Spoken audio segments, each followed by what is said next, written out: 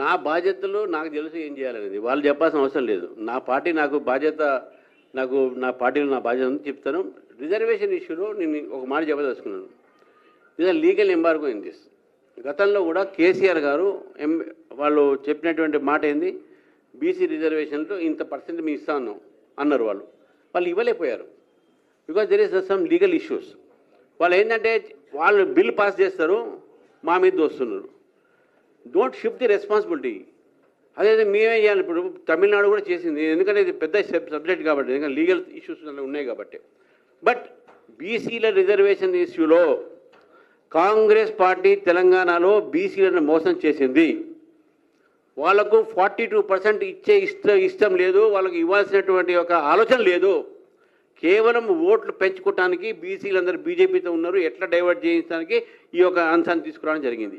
నిజంగా మీకు బీసీల మీద ప్రేమ ఉంటే, నిజంగా మీకు బీసీకి సంబంధించినటువంటి రిజర్వేషన్ల మీద మీకు చిత్తశుద్ధి ఉంటే, మీరు ముందుగా లీగల్ ఎక్స్పర్ట్స్తో మాట్లాడి దాన్ని క్లారిఫై చేసి దాన్ని ఎట్లా పోతే బాగుంటుందని చెప్పేది ఉండే.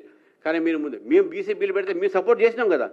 BJP supported that BC bill 42%.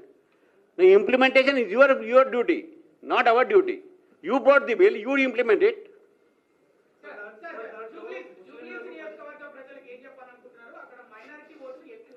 నేను తెలంగాణ ప్రెసిడెంట్, జూబ్లీస్ మా జూబ్లీ స్టేట్ ప్రెసిడెంట్ చెప్తున్నాను. ఎస్,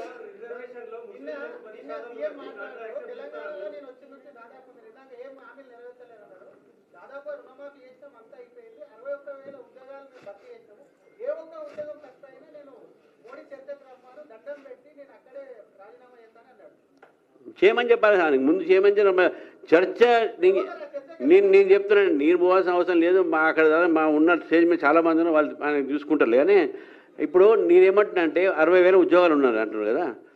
మీరు ఒక్కసారి అశోక్ నగర్ సెంట్రల్ లైబ్రరీలో పోయి కూర్చోండి మీరు, లేకుంటే ఉస్మానియా విశ్వవిద్యాలయంలో, కాకతీయ యూనివర్సిటీ విశ్వవిద్యాలయం మీరు పోయి చూడండి. మీరు అక్కడ పరిస్థితి ఏంది, విద్యార్థుల పరిస్థితి ఏంది, ఎంతమంది మీరు పోయి అడగండి ఎంతమందికి ఉద్యోగాలు వచ్చింది. ఇక్కడ ఉన్న వాళ్ళందరూ కూడా ఏదో కుటుంబానికి 60,000 ఉద్యోగాలు రావాలి కదా.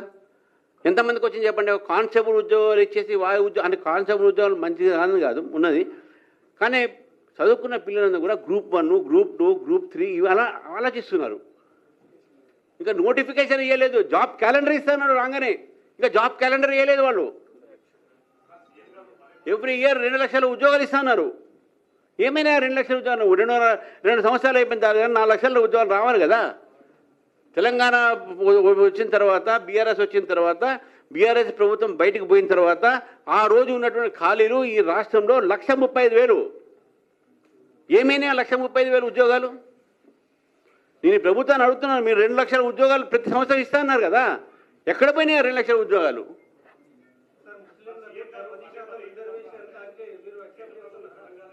मैं आ रहा हूँ अमनेशन. हाँ,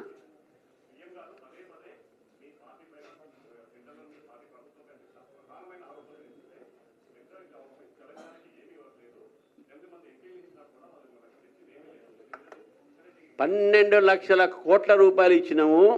ఆ 12 లక్షల కోట్లతో పాటు జాతీయ రహదారులు ఇచ్చినాము, వందే భారత్లు ఇచ్చినాము, మన వరంగల్లో కోచ్ ఫ్యాక్టరీ ఇచ్చినాము, రామగుండంలో ఫర్టిలైజర్ ప్లాంట్ ఇచ్చినాము, ఎయిమ్స్ ఇచ్చినాము, ములుగు సెంట్రల్ యూనివర్సిటీ ఇచ్చినాము. రమ్మని చెప్పండి చర్చకు, దీని మీద చర్చకు రమ్మని చెప్పండి. నేను అదే అంటున్నాను, ఆల్ ఇండియా చీటింగ్ కమిటీ ఇది, చీటింగ్ కాంగ్రెస్ ఇది. అందుకని అబద్ధాలు ఆడుతున్నారు. ఇదే మాటలు మాట్లాడి ప్రజలు ఇంకా టీఆర్ఎస్ విశ్వాసం చేయట్లేదు. వాళ్ళకి ఏంటంటే నాచిన ఆవే ఆంగన్ తేడా. వాళ్ళు చేయలేకపోతే మా మీద దోసేస్తున్నారు.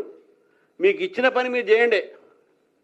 ప్రజలు మీకు ఒక అధికారం ఇచ్చారు, ప్రజలకు మంచిగా చేయండి. మీరు అది చేయలేక ప్రతిసారి ఢిల్లీ పోతున్నారు కదా. ఢిల్లీ పోతున్నప్పుడు ఇన్నిసార్లు ఢిల్లీ పోయి వచ్చినారు కదా, ఏం లేకుండా వచ్చారు వీళ్ళు చేతికు.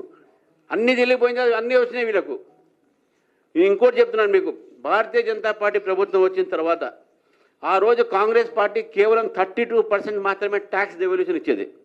కానీ బీజేపీ వచ్చిన తర్వాత నీతి ఆయోగ్ ద్వారా 42% ట్యాక్స్ డెవల్యూషన్తో పాటు 8% tax devolution for local self government. అంటే 50% రాష్ట్రాల నుంచి వచ్చినటువంటి పన్నులో 50% మళ్ళీ ఈ రాష్ట్ర ప్రభుత్వాలకు పోతూ ఉన్నాయి. వీళ్ళకు లోకల్ బాడీ ఎలక్షన్స్, లోకల్ బాడీస్కి ఇచ్చినటువంటి నిధులు ఏం చేస్తున్నారండి? ఈ ప్రభుత్వం ఏం చేస్తుంది, గత ప్రభుత్వం ఏం చేసింది? సో మీరేం చేశారు, మీరేం చేశారు చెప్పండి, మేమేం చేసి మేము చెప్పుకుంటాం. కిషన్ రెడ్డి గారు మంత్రిగా దాని మీద బుక్ తీశాడు, చెప్పాడు 12 లక్షల కోట్ల రూపాయలు మేము ఇచ్చినాం ఈ యొక్క రాష్ట్రానికి, రహదారులు ఇచ్చినాం మేము. మీరు ఉన్నప్పుడు రహదారులు కూడా రాలే కదా 10 సంవత్సరాలు మన్మోహన్ సింగ్ గారి ప్రభుత్వంలో. ఉన్న రహదారులన్నీ కూడా మేము వచ్చిన తర్వాత వచ్చినాయి. ఒక రహదారి మాత్రం విజయవాడ హైదరాబాద్కు మధ్యన చాలా కాలం కట్టలే వాళ్ళు దాన్ని, ఏదంటే లీగల్ ప్రాబ్లం ఉంది. తర్వాత గొడవ చేస్తే బీజేపీ వాళ్ళు అప్పుడు దాన్ని క్లియర్ చేశారు. చెప్పండి నెక్స్ట్. అవినాష్ అవినాష్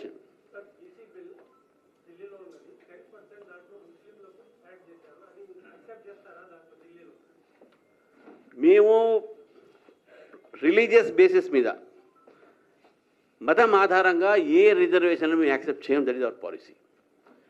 మేము ఈబీసీ రిజర్వేషన్ 10% పెట్టినాం. ఈబీసీ రిజర్వేషన్లో అందరూ వస్తారు కదా, దాంట్లో క్రిస్టియన్స్ వస్తారు, ముస్లిమ్స్ 6 వస్తారు. Why you new double benefits? 10% EBC reservation. అసలైన తొలి వెలుగు. ఫాలో వాట్సాప్ @తొలి వెలుగు official.